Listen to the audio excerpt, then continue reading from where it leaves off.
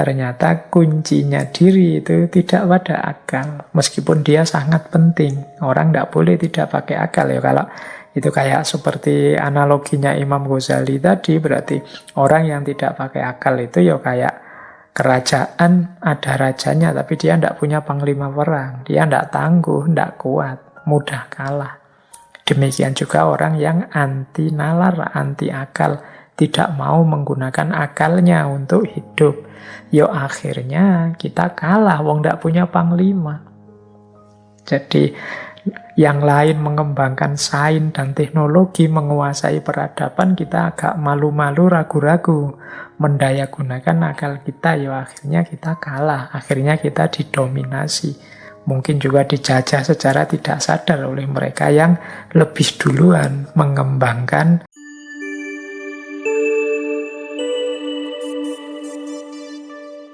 Assalamualaikum warahmatullahi wabarakatuh. Bismillahirrahmanirrahim. Alhamdulillahirabbil alamin. Wa bihi nasta'inu ala umurid dunya waddin. Allahumma sholli wa sallim wa barik ala habibina wa syafi'ina sayyidina wa maulana Muhammadin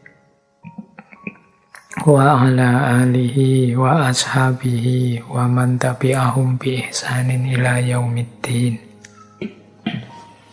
Amma ba'du.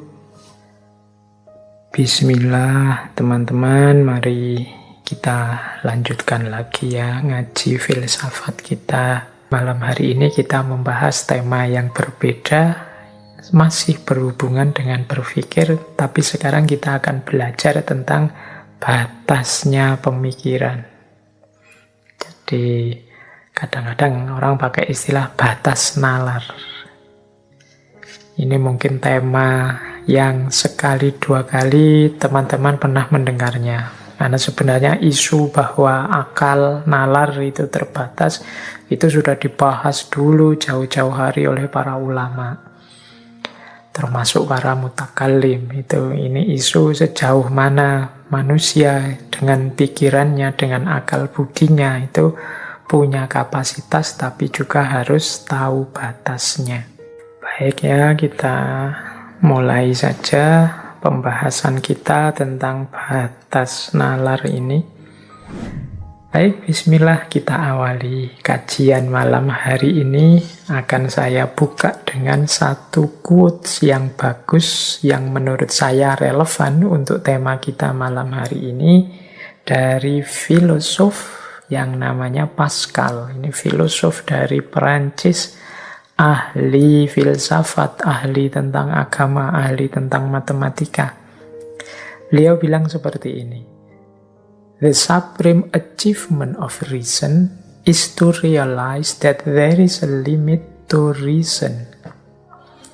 Puncak pencapaian akal, pencapaian nalar manusia adalah kesadaran bahwa ada batas bagi akal, bagi nalar.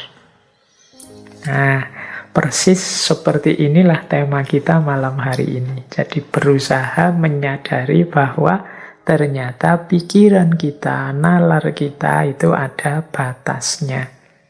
Jadi menurut Pascal, sesuai quotes ini, justru pencapaian tertinggi berpikirnya manusia itu adalah kesadaran, ternyata akalku ini terbatas. Banyak hal yang tidak bisa aku jangkau. Sering sekali pikiranku itu buntu. Nah, jadi ini mungkin bisa dikiaskan kalau kita mikir, kok sampai buntu, tidak bisa lagi mikir, itu mungkin batasnya. Jadi supreme achievement itu justru kesadaran, ternyata mentok sudah. Hanya sampai di sini pikiranku. Jadi ini mungkin makna mudahnya kalau pakai versi kita, menurut Pascal ini akhir dari penjelajahan rasional, penjelajahan kita pakai akal itu kalau sudah buntu, kalau sudah mentok, itulah supreme achievement. Jadi memunculkan kesadaran bahwa ternyata akalku itu ada batasnya, akalku itu terbatas. Tidak tahu segalanya, ada banyak hal yang dia tidak bisa menjangkau. Ya tentu saja quotes ini harus kita pahami tidak sebagai pandangan bahwa akal itu tidak penting, atau kebalikannya pandangan bahwa akal itu segalanya. Tidak begitu. Jadi pakailah akal itu, tapi sadarilah bahwa dia juga ada batas-batasnya. Yang batas itu mungkin perlu diuraikan lebih jauh. Kadang-kadang orang itu menganggap ketika dia tidak mampu lagi, ya itulah batas. Jadi batas itu ketidakmampuan subjektif, tapi ada banyak teori lain yang punya teori yang berbeda-beda tentang apa saja yang membatasi akal kita. Baik, semoga malam hari ini ada sedikit kejelasan tentang seperti apa sih batasnya nalar, batas kemampuan akal kita itu. Baik, ini saya awali dulu dari peristilahan-peristilahan. Kita ini kan sering pakai istilah itu agak acak, agak ngaco. Kapan kita pakai istilah otak, kapan kita pakai istilah akal, kapan kita pakai istilah nalar. Kalau otak itu bahasa Inggrisnya brain, kalau akal itu bahasa Inggrisnya mind, kalau nalar itu bahasa Inggrisnya reason, atau mungkin nanti pasnya reasoning. Kalau brain atau otak itu ya alatnya atau perangkat fisiknya. Ini yang kalau mungkin di ronsen atau di foto pakai apa gitu kelihatan. Kalau kepala kita dibelah nanti bisa dilihat. Nah itu perangkat fisiknya, itu namanya brain, otak. Jadi di situ mungkin ada jutaan saraf yang di situ kalau dia sedang bekerja itu mekanismenya sangat canggih. Teman-teman yang ahli neurosains mungkin bisa menjelaskan bagaimana kinerja otak ini. Dan penting juga karena dia juga kunci dalam aktivitas berpikir kita.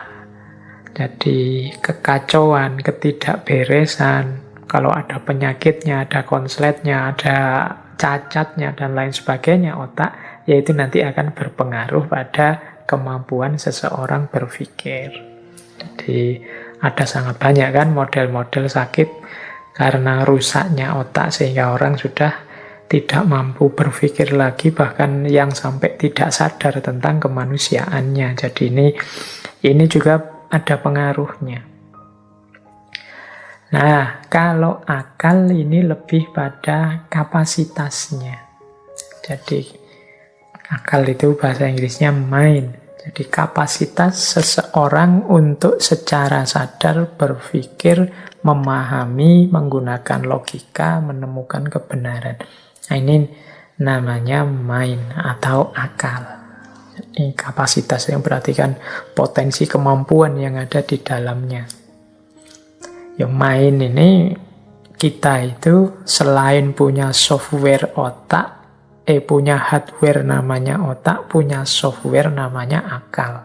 Ini kalau dianalogikan dengan komputer ya.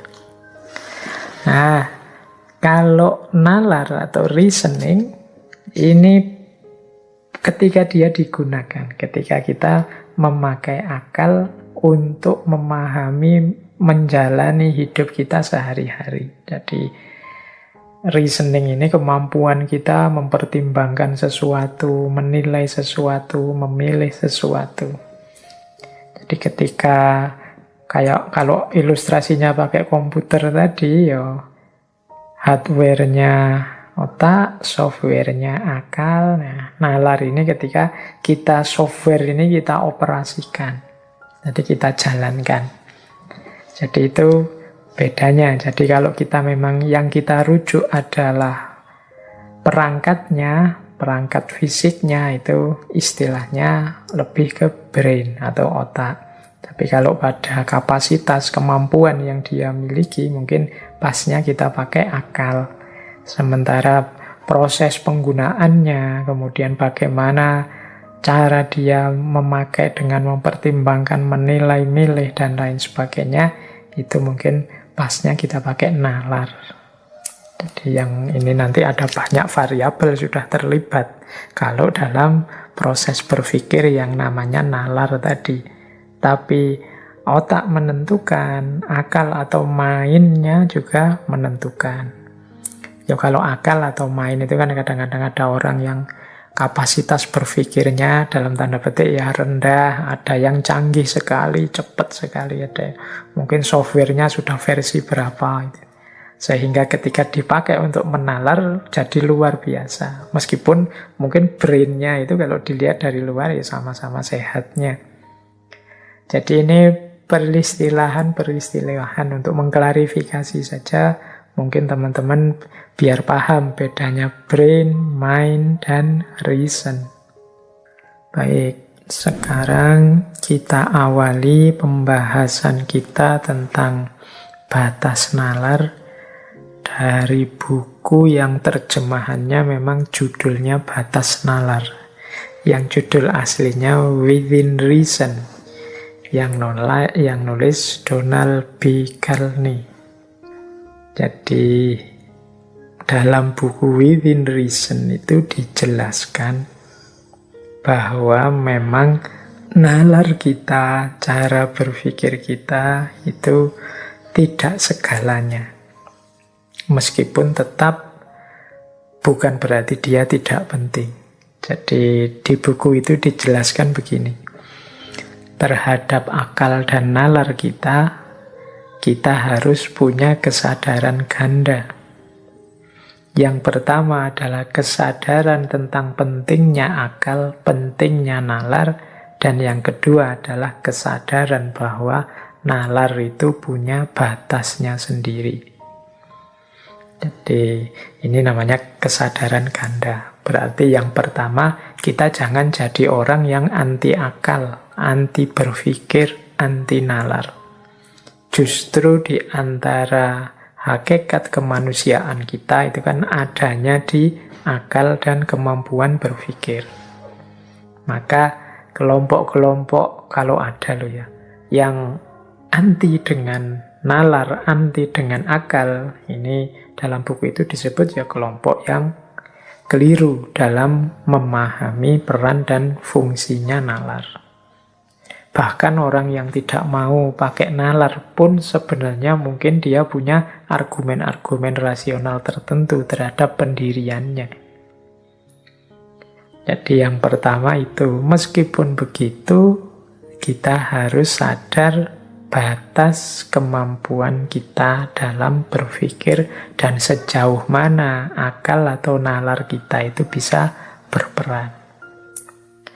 Mari kita lihat ya. Mungkin uraian satu kalimat dari buku itu yang saya potong ini mungkin menarik. Kata Donald B. Carney, nalar itu adalah produk biologis, sekedar sarana yang menurut kodratnya terbatas. Nalar meningkatkan mutu cara kita melakukan sesuatu. Tetapi nalar tidak mengubah aspek bagaimana kita melakukannya. Nalar telah melahirkan pengetahuan yang membuat kita keliling dunia kurang dari 2 hari. Namun maksud dan alasan perjalanan keliling dunia itu mungkin sama dengan leluhur kita dulu. Mungkin karena perang, karena berniaga, penaklukan, penyebaran agama, dan lain-lain. Di bagian ini dia menjelaskan bahwa nalar itu hakikatnya hanya alat, hanya sarana yang punya keterbatasannya sendiri. Dia canggih luar biasa dalam hal bagaimana kita mengelola hidup, menyikapi hidup, namun pada aspek bagaimana kita mengorientasikan hidup, tujuan hidup, maksudnya, dan lain sebagainya. Ini akal biasanya posisinya kalah oleh unsur-unsur jiwa yang lain. Mungkin hasrat kita, mungkin naluri kita, mungkin selera kita, dan lain sebagainya. Jadi, nalar itu menyumbang dalam hal bagaimana. Nah, mudahnya begitu. Tetapi dia tidak bisa masuk ke ranah yang lebih penting, yaitu ranah mengapa. Nalar itu bikin pesawat, caranya bagaimana bisa dia. Bagaimana cara menghancurkan, bikin senjata nuklir, cara mengolah nuklir seperti apa dia bisa. Tapi kemudian pesawat ini dipakai untuk apa?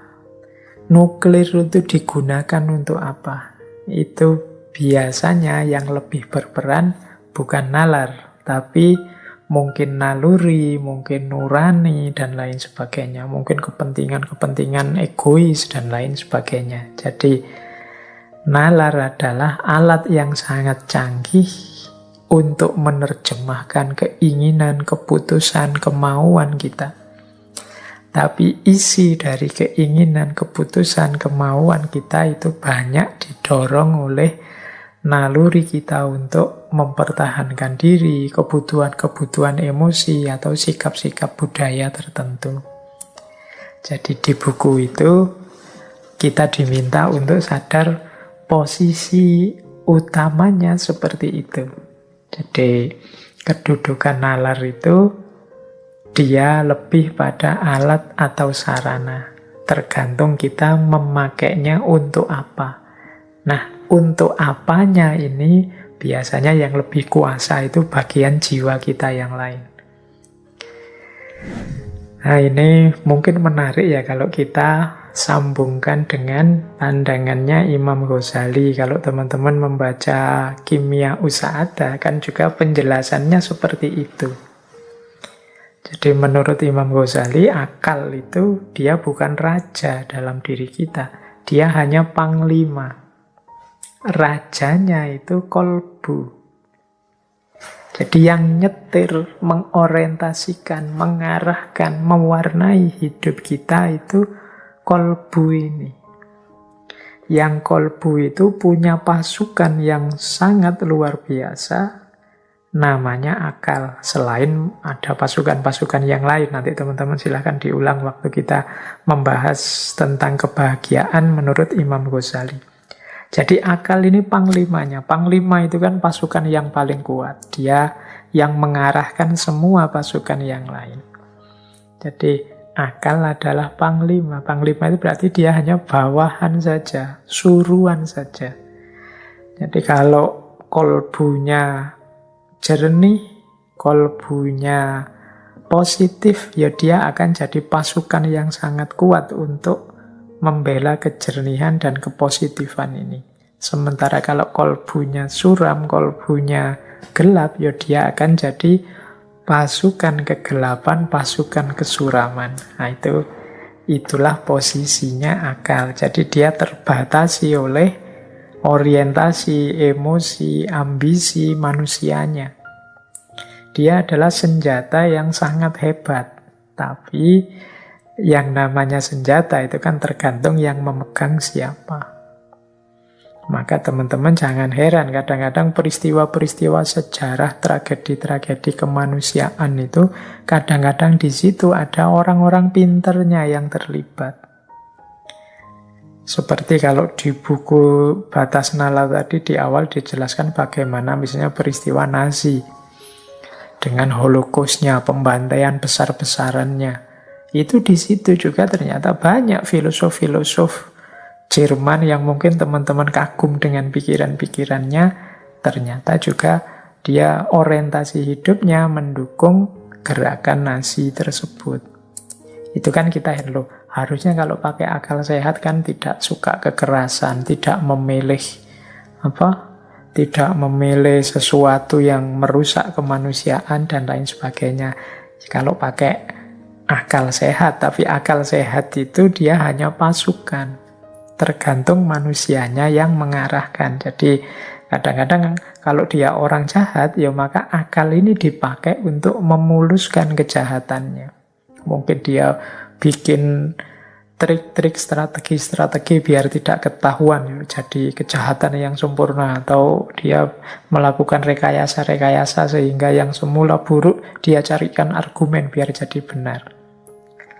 Nah, jadi maka ternyata kuncinya diri itu tidak pada akal, meskipun dia sangat penting. Orang tidak boleh tidak pakai akal ya. Kalau itu kayak seperti analoginya Imam Ghazali tadi, berarti orang yang tidak pakai akal itu ya kayak kerajaan, ada rajanya tapi dia tidak punya panglima perang, dia tidak tangguh, tidak kuat, mudah kalah.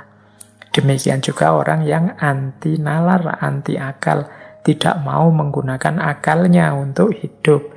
Yo akhirnya kita kalah, wong tidak punya panglima.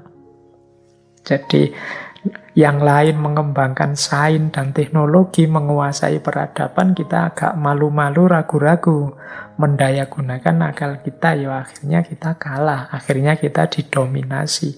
Mungkin juga dijajah secara tidak sadar oleh mereka yang lebih duluan mengembangkan peradabannya dengan akal budi, meskipun akal itu hanya panglima.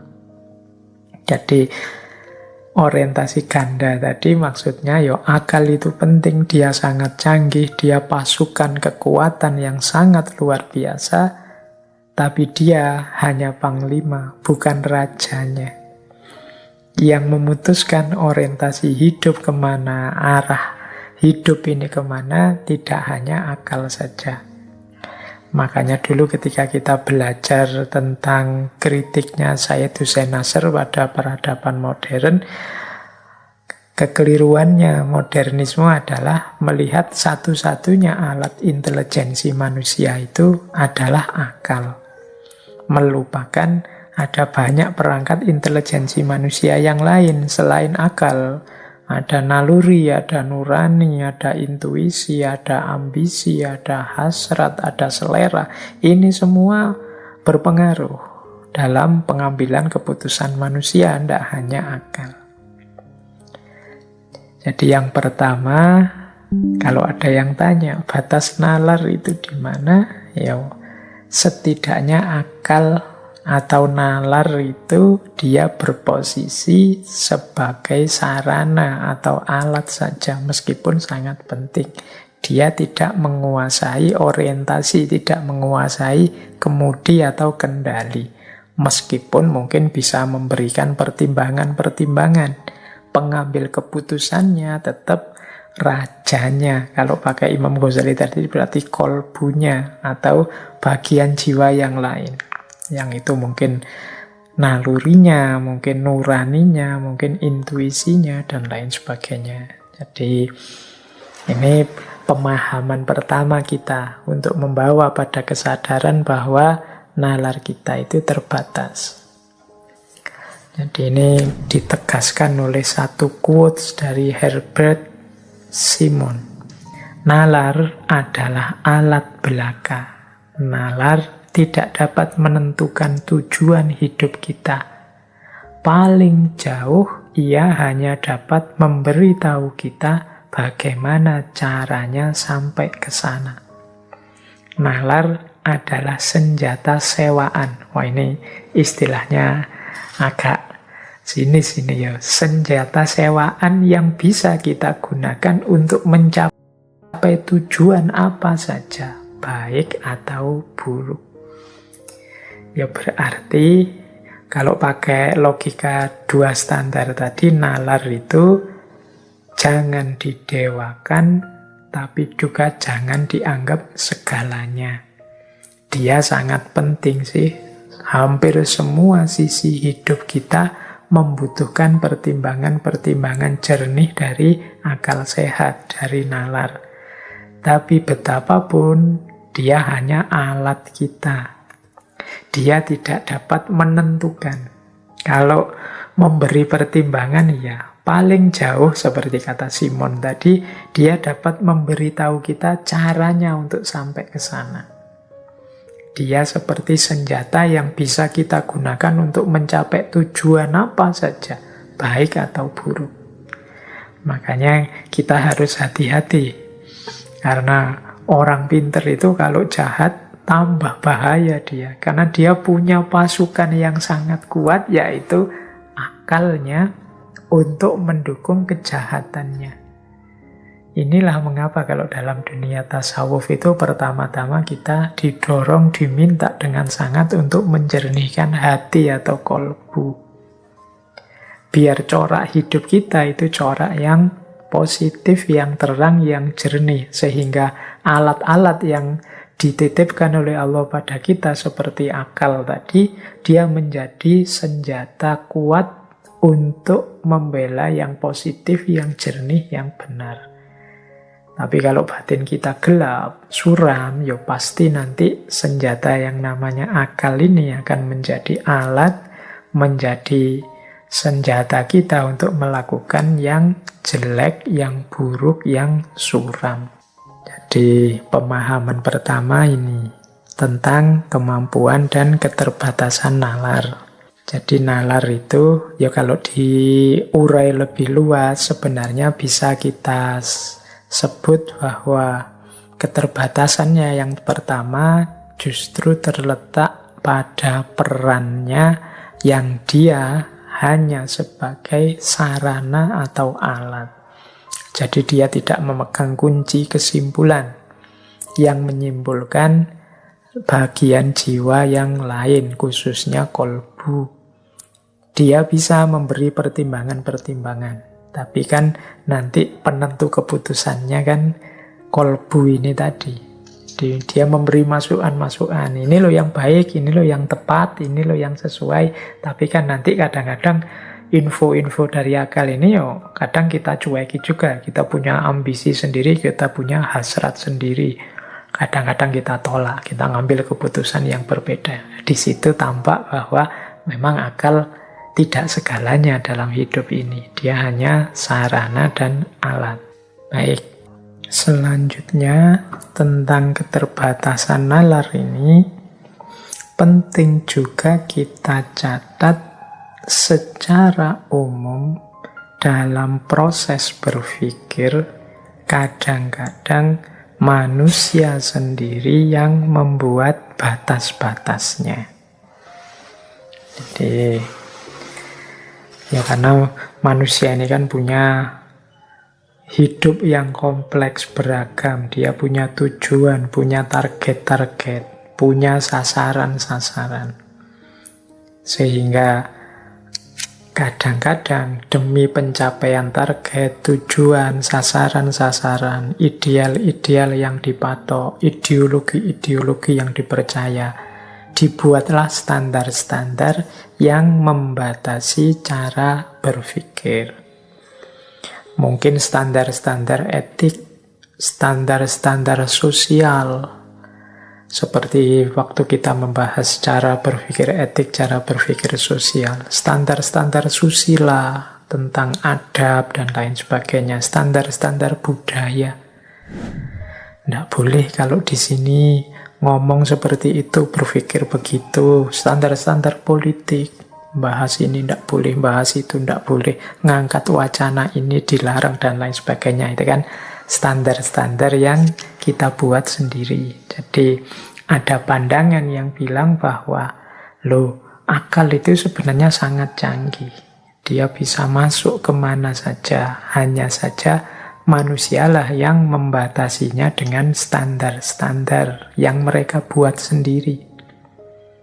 Tentu saja sesuai visi dan ideal-ideal yang dipatok. Jadi tidak usah banyak-banyak mikir inilah nanti begini, tidak usah banyak-banyak mikir tentang itu nanti malah susah, tidak usah dipikir macam-macam. Kita kan sering buat standar etik misalnya, wah tidak boleh kamu melakukan ini, tidak boleh kamu melakukan itu. Atau standar sosial, di sini kesepakatannya sudah begini, meskipun kamu sudah menawarkan gagasan yang lebih baik dari ini, jangan, karena sini sudah disepakati begini.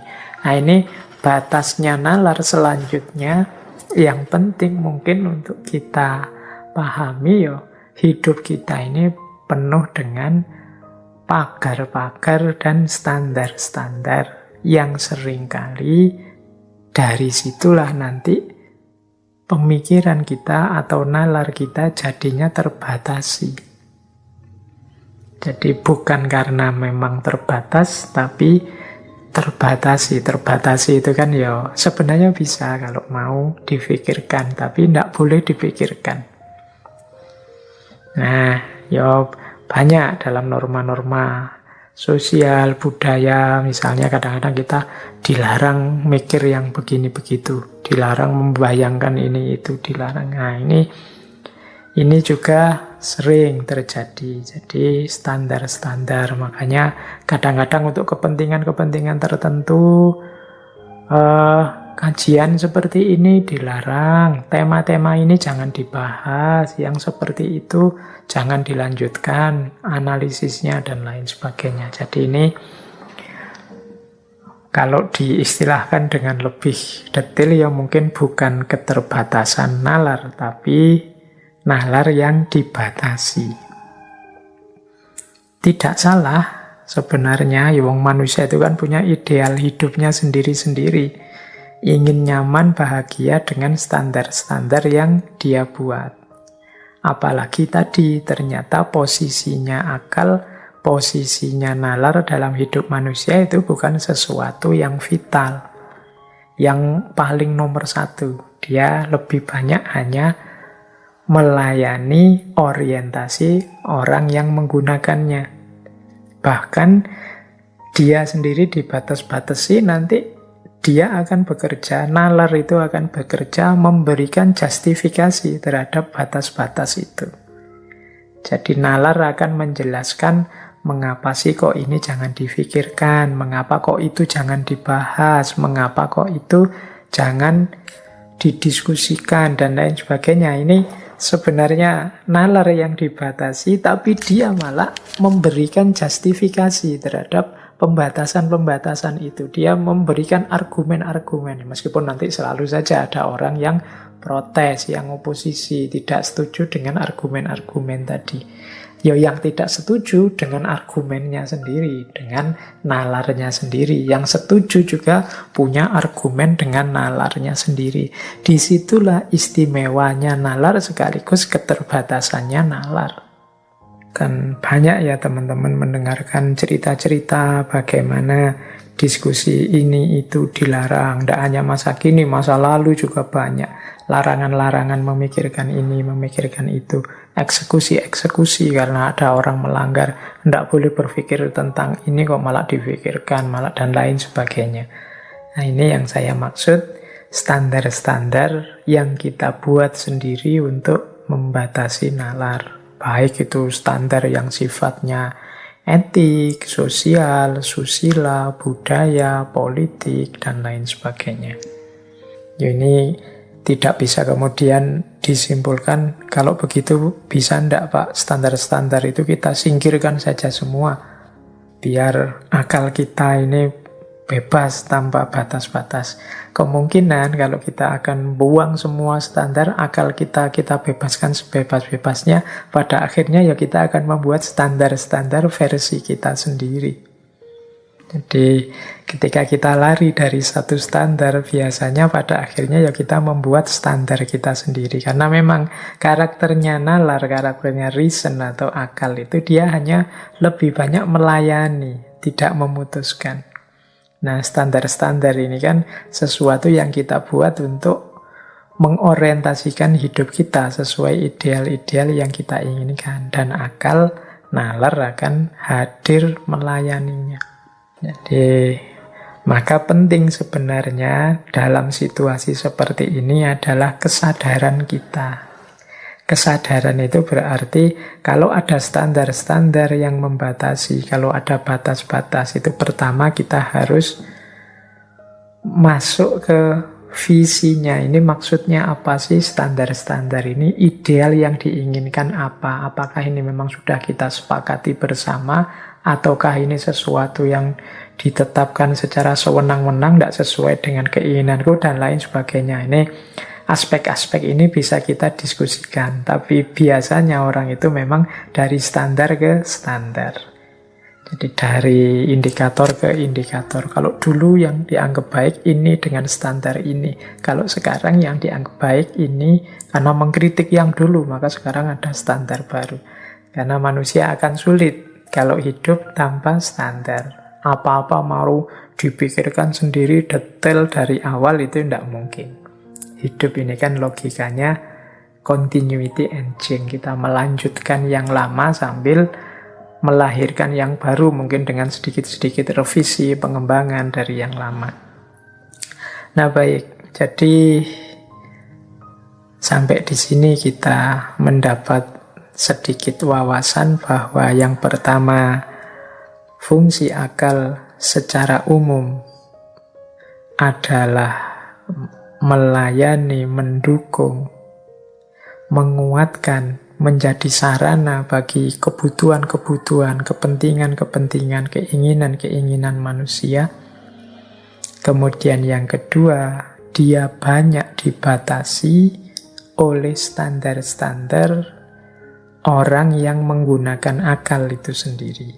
Jadi ini dua kondisi eksistensial dari akal kita. Jadi tidak mungkin orang yang hidup sadar dengan visi, dengan misi hidup yang jelas itu tidak membuat standar-standar untuk mewujudkan visi misinya. Dan hidup yang serius itu kan memang hidup yang punya visi jelas, punya misi jelas, ada arah, ada cita-cita, ada tujuan. Yang sebagai konsekuensinya kemudian dibuatlah pagar-pagar, dibuatlah strategi-strategi, termasuk standar-standar yang kadang-kadang memang menghalangi cara berpikir kita, menghalangi nalar kita. Baik, yang kedua itu. Yang ketiga sekarang kita membahas batas nalar selanjutnya. Yang ketiga batas nalar itu ada pada perkembangan kognitif manusia itu sendiri. Ini sebenarnya bisa secara biologi maupun secara psikologi. Kalau secara biologi ya mungkin yang ahli neurosains bisa menjelaskan ini. Jadi yang ahli neurosains itu kan bisa menjelaskan ada hormon ini, hormon itu, dan lain sebagainya dalam diri manusia, termasuk bagian akal yang mana, cirinya apa, bagian otak yang mana, karakternya apa, mendukung, berpikir apa, dan lain sebagainya. Ahli-ahli neurosains bisa menjelaskan. Kalau saya menjelaskan nanti dianggap masuk ke wilayah yang bukan wilayahnya. Jadi nalar juga terbatasi dari aspek otak tadi secara biologis. Ada efeknya juga dalam kemampuan berpikir.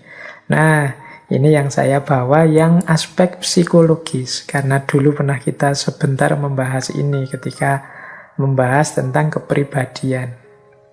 Jadi perkembangan kognitif secara psikologis ini juga membatasi cara orang berpikir.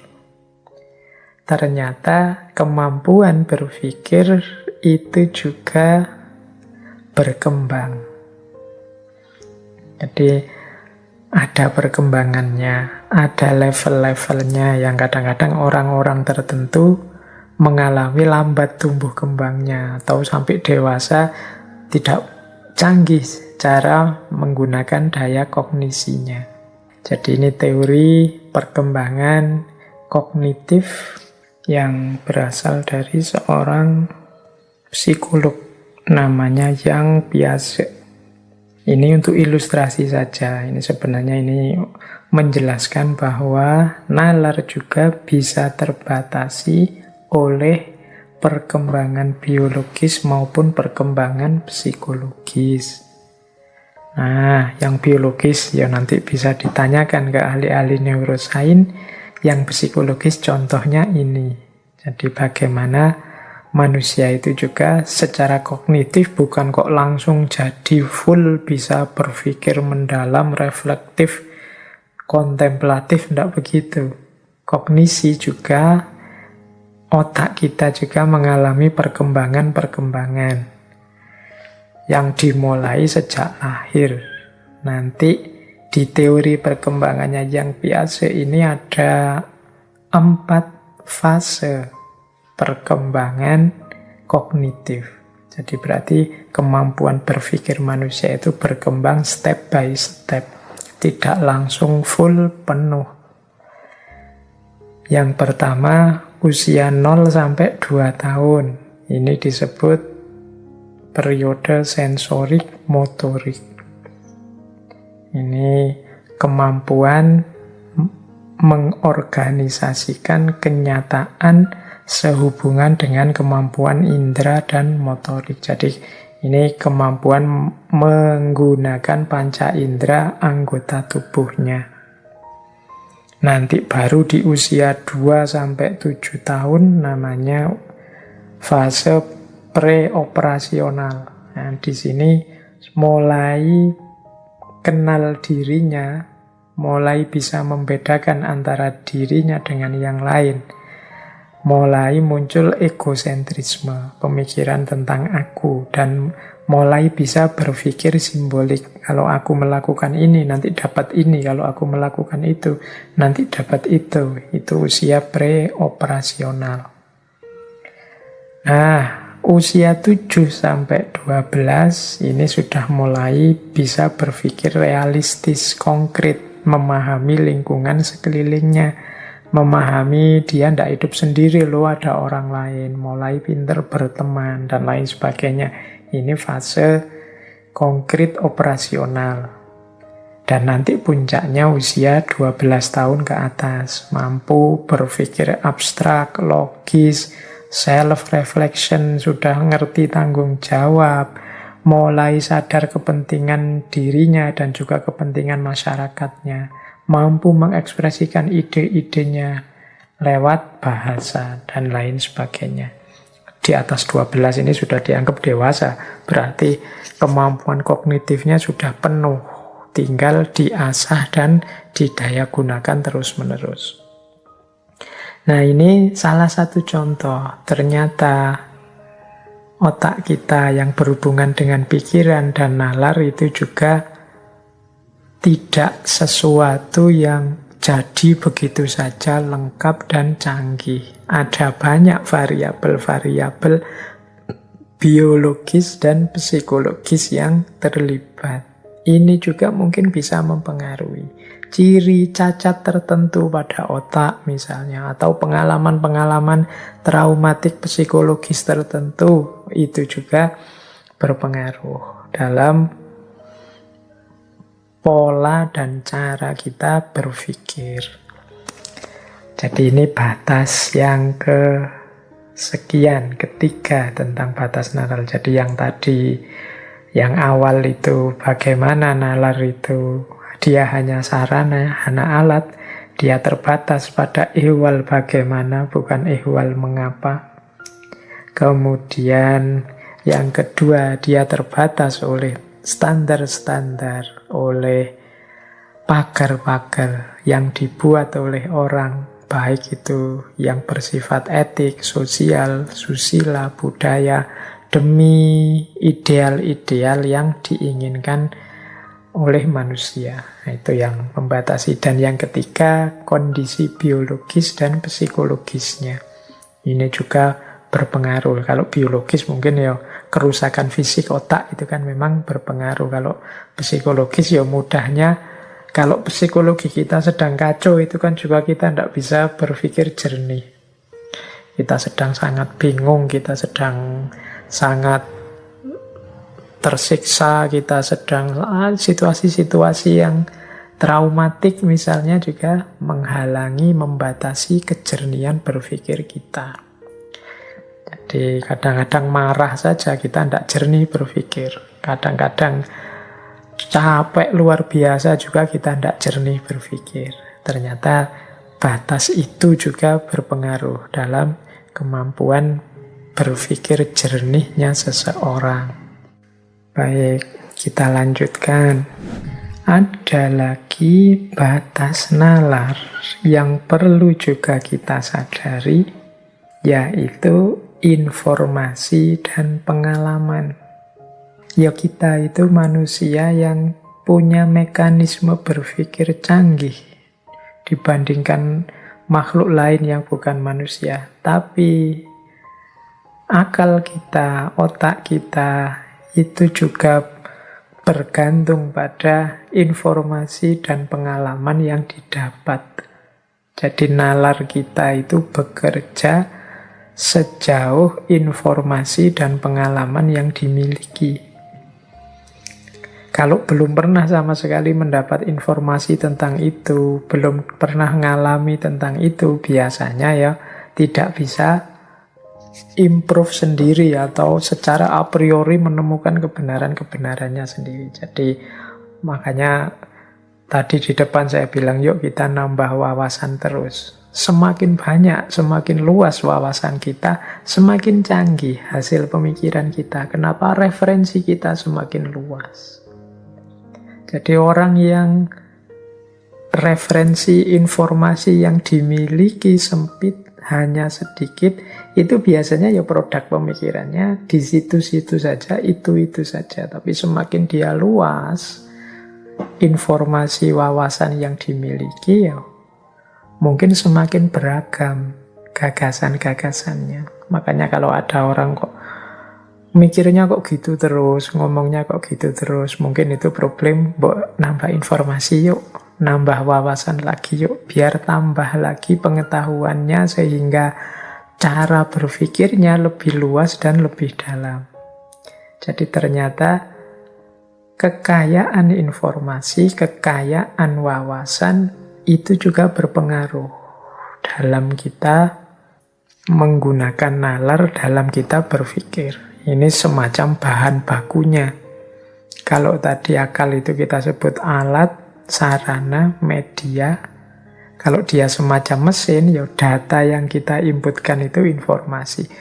Secanggih apapun mesinnya, laptopnya, kalau kita tidak menginput data yang banyak, ya tidak ada gunanya dia.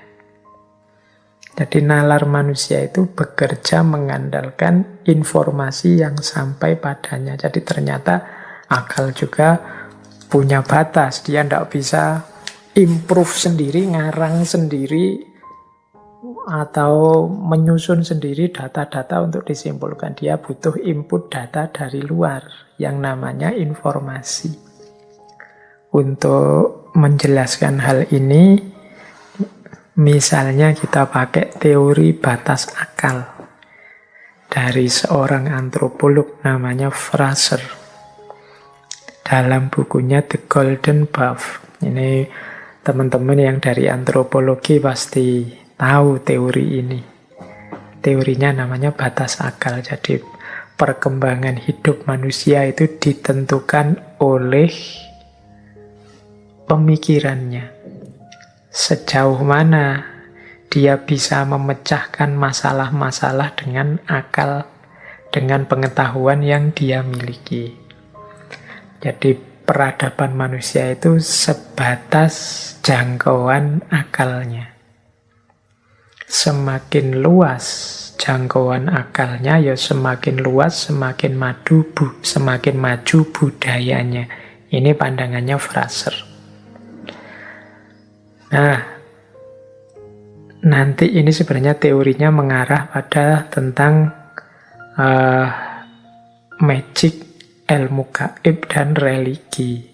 Dia menguraikan begini, dulu ketika wawasan manusia masih sempit, kemampuan berpikirnya terbatas, mereka tidak mampu memecahkan problem-problem mereka dengan akal. Jadi kata Fraser, manusia-manusia mungkin sejak zaman primitif dulu ya, itu kan wawasannya terbatas, pengetahuannya tentang alam semesta juga terbatas. Nah, mereka tidak bisa menyelesaikan soal-soal hidup ini dengan akalnya. Mereka belum menggali, belum mengobservasi seperti manusia modern. Sehingga kalau ada problem-problem hidup, mereka menyelesaikannya dengan wawasan-wawasan supranatural, magic, ilmu gaib, dan lain sejenisnya. Nah, nanti ada level lagi lebih tinggi. Mereka kemudian sadar, mungkin karena wawasannya tambah, ternyata ilmu gaib itu tidak ada gunanya, tidak ada manfaatnya. Mungkin ada daya yang lebih kuat, daya yang lebih kuasa di balik yang kelihatan ini. Dimulailah mode hidup budaya yang namanya budaya religi. Jadi ketika orang bersandar pada kekuatan, kekuasaan di luar diri mereka. Ini teorinya Fraser. Mungkin nanti bisa dilanjutkan ketika manusia semakin cerdas, misteri-misteri alam terbongkar semua, mungkin gaya hidupnya berubah lagi. Jadi ternyata kedalaman hidup manusia itu ditentukan oleh kapasitas berpikirnya. Yang kapasitas berpikir ini tergantung informasi-informasi wawasan yang dimiliki. Yang wawasan ini secara umum diperoleh dari experience, pengalaman. Makanya nalar juga terbatas oleh informasi dan pengalaman. Jadi kalau kita tidak punya informasi, tidak bisa menganalisis, tidak bisa memikirkan, wong kita tidak punya data. Jadi kalau ada orang bilang, kamu ngomong jangan ngawur loh ya, datanya mana? Nah, tuntutan untuk datanya mana ini sebenarnya mengimplikasikan pandangan orang itu tidak mungkin bisa menyimpulkan secara tepat, memikirkan secara pas kalau dia tidak punya data. Informasinya terbatas. Yang informasi itu diperoleh semua dari pengalaman. Kalau saya bilang pengalaman, bukan berarti kok harus dialami dulu baru ngerti yo. Pengalaman membaca, pengalaman diskusi, pengalaman seminar, atau kalau hari ini populernya webinar. Itu juga kan termasuk pengalaman. Saya kemarin pengalaman webinar dengan beliau dan dapat wawasan ini, itu kan nambah wawasan dari pengalaman, meskipun bukan pengalaman langsung. Jadi ini juga dapat dikatakan yang membatasi kemampuan berpikir manusia.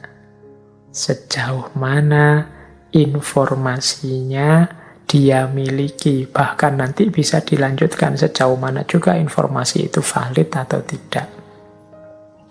Makanya nanti akan kelihatan produk-produk pemikiran dari orang-orang yang mungkin masih hanya punya sedikit informasi dengan mereka yang sudah luas wawasannya, mengerti macam-macam.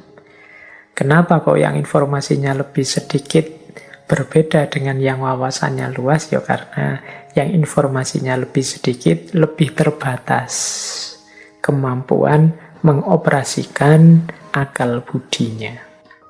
Oke, baik.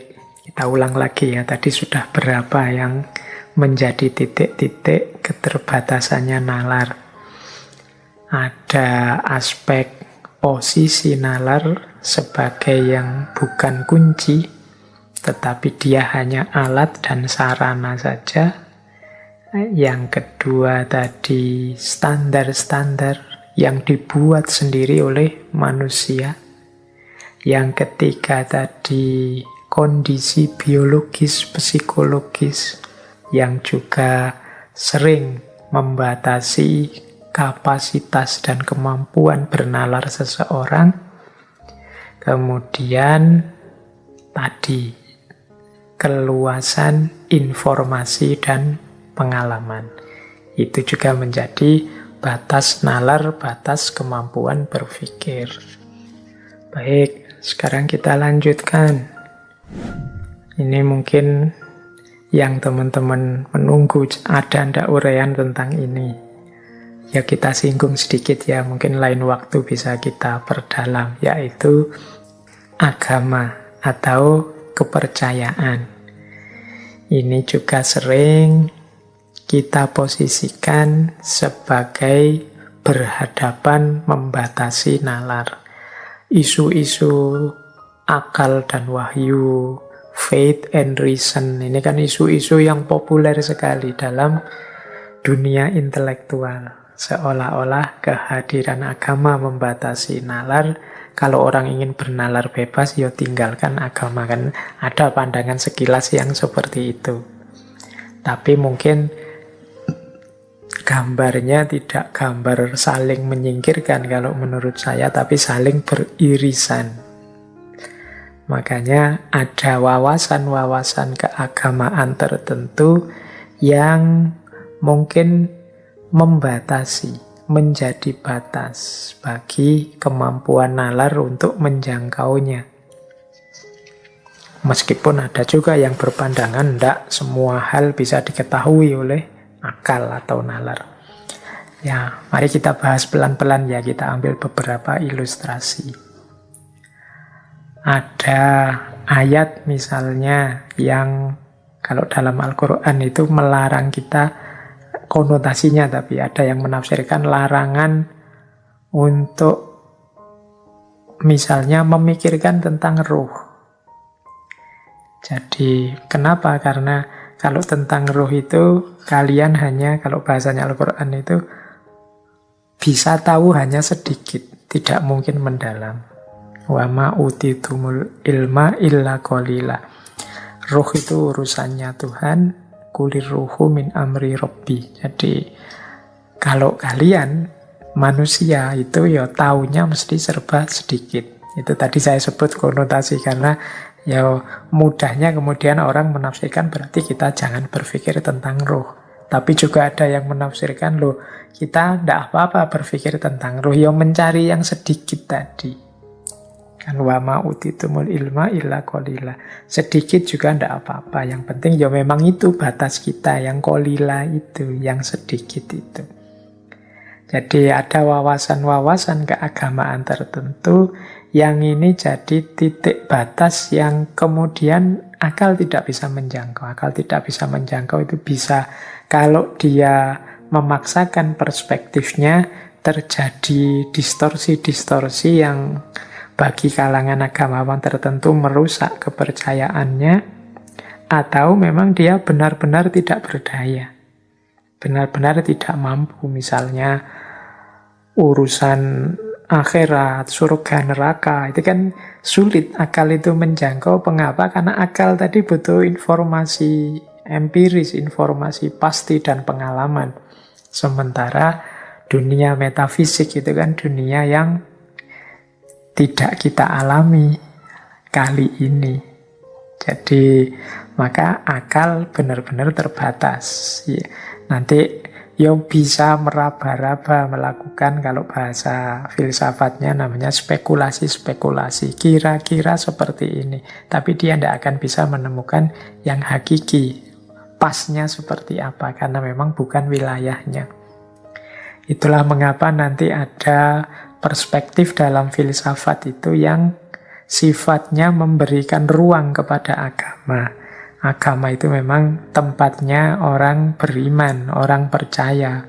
Jadi ya silahkan saja orang mau percaya atau tidak percaya. Ini akal kemudian diposisikan harus memberikan ruang, memberikan tempat kepada agama. Karena agama bukan sesuatu yang bisa dijangkau oleh akal. Nah, ada pandangan yang seperti itu. Nah, jadi keberagamaan termasuk bagian yang sering dipandang sebagai batas bagi nalar. Yang sering sekali mungkin teman-teman dengarkan orang bilang, berpikirlah, jangan berpikir tentang zatnya Allah, tapi berpikirlah tentang ciptaannya. Tafakkaru fi khalqillah, berpikirlah tentang ciptaannya, jangan berpikir tentang zatnya. Ini implisit di situ pandangan, kalau engkau berpikir tentang zatnya, engkau tidak akan mampu, mesti mentok. Karena zatnya Allah di luar jangkauan akal. Nah, ini salah satu pandangan yang menyetujui bahwa agama menjadi batas, khususnya aspek metafisikanya menjadi batas yang tidak bisa dijangkau oleh akal. Ini tema yang luas sebenarnya kalau dalam diskusi tentang agama, khususnya kalau dalam Islam itu di ilmu kalam. Ada perdebatan panjang dari beberapa aliran tentang sejauh mana akal ini mampu menjangkau dan di titik mana dia tidak mampu menjangkau. Ada buku-buku ilmu kalam, mungkin teman-teman yang mahasiswa Usuluddin atau mahasiswa agama Islam itu pernah membaca buku-buku ilmu kalam ya, tentang perdebatan para mutakallim tentang sejauh mana kuasanya akal ketika berhadapan dengan agama. Ini ada satu pemetaan yang pernah saya lakukan. Saya lupa, kelihatannya juga pernah menyampaikan ini mungkin di sesi ketika membahas Imam Abu Hasan al-Asy'ari tentang kebebasan. Jadi ada 3 aliran masyhur dalam ilmu kalam itu yang membahas tentang kekuatan dan kekuasaan akal, kemampuan akal, yaitu aliran Mu'tazilah, Asy'ariyah, dan Maturidiyah. 2 yang terakhir ini, Asy'ariyah dan Maturidiyah, sering kita pandang sebagai kelompok Ahlus Sunnah wal Jamaah. Nah, 3 aliran ini punya perspektif yang berbeda tentang beberapa keimanan keagamaan. Ini di pemetaan saya itu ada 4 hal yang diperdebatkan oleh 3 aliran ini. Yang pertama, akal itu bisa tahu atau tidak adanya Allah.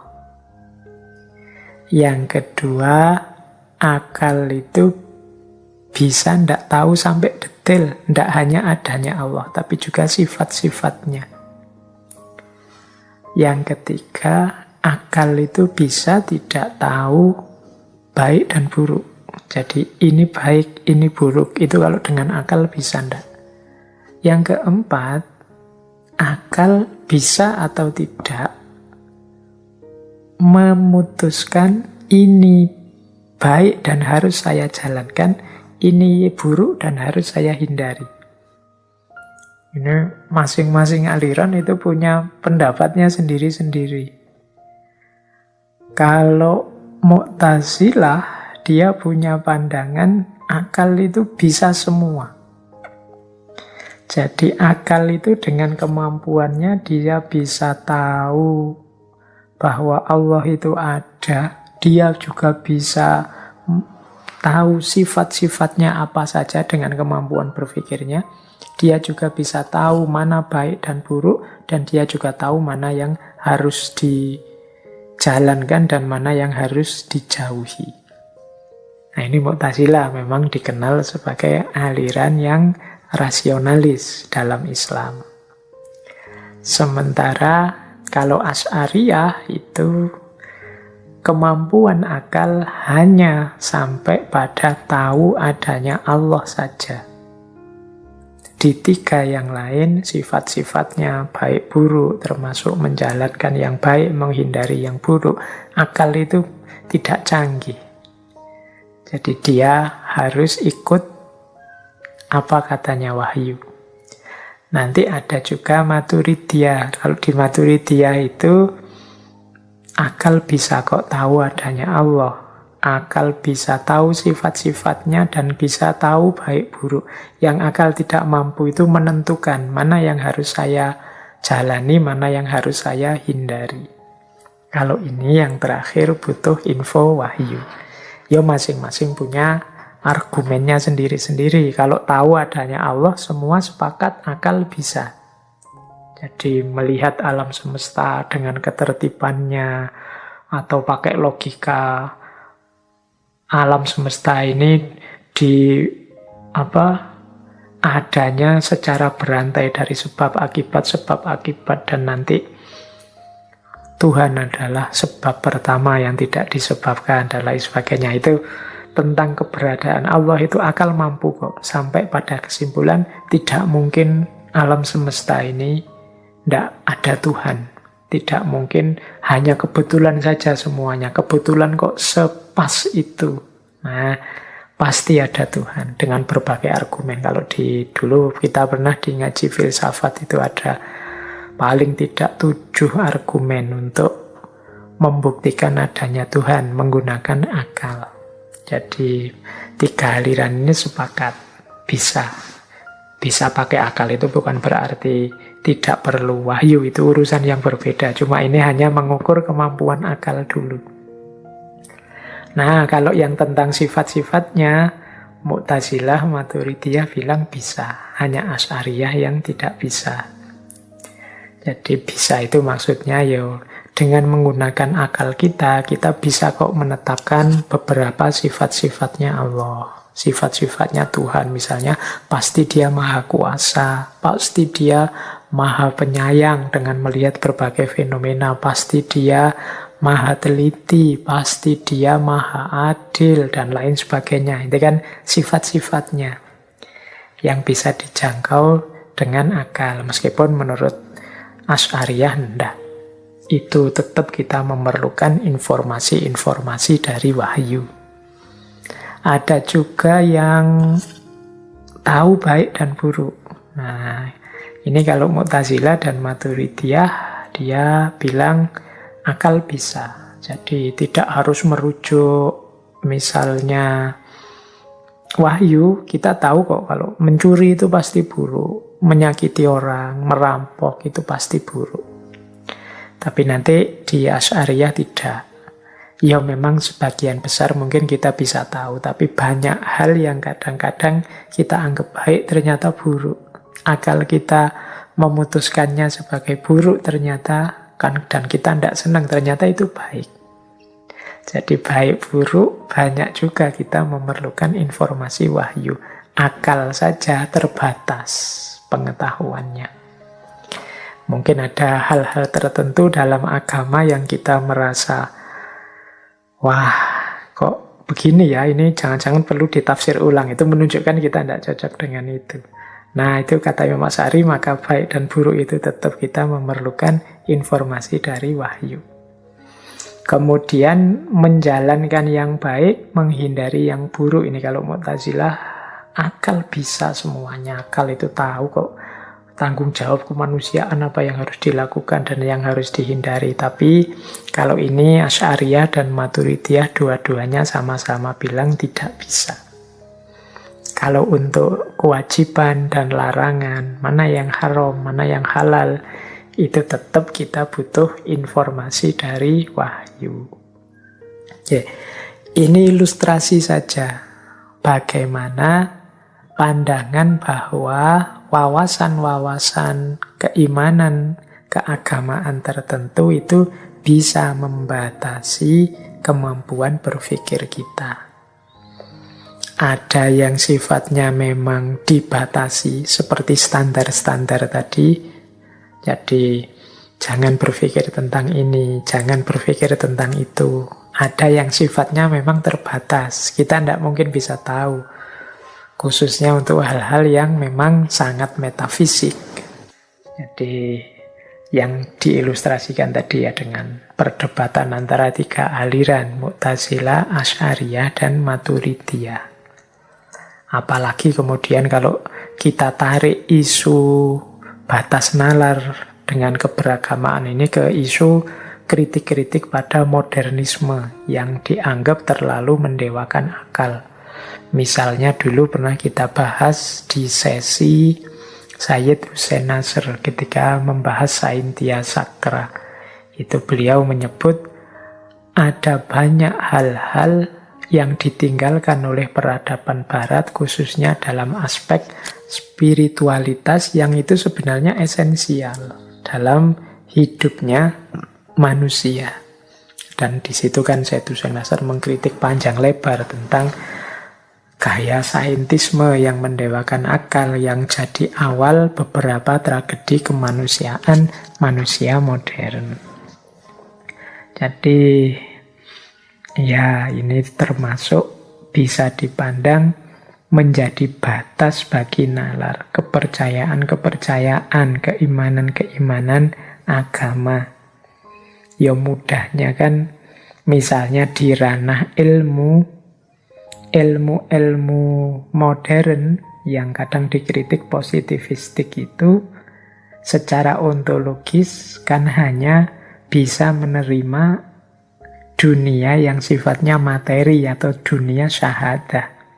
Sementara agama menerima ghaib wasyahadah, dunia metafisik dan dunia fisik, dunia materi dan dunia imateri. Nah, berarti jangkauannya lebih sempit, sementara kalau agama lebih luas, ghaib wasyahadah, sehingga di situ nalar terbatasi.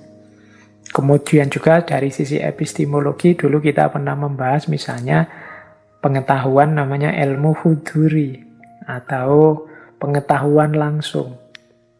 Yang ini tidak membutuhkan prasyarat material, prasyarat empiris. Pokoknya dalam pikiran kita pengetahuan itu hadir, pengetahuan langsung. Yang ini mungkin sulit.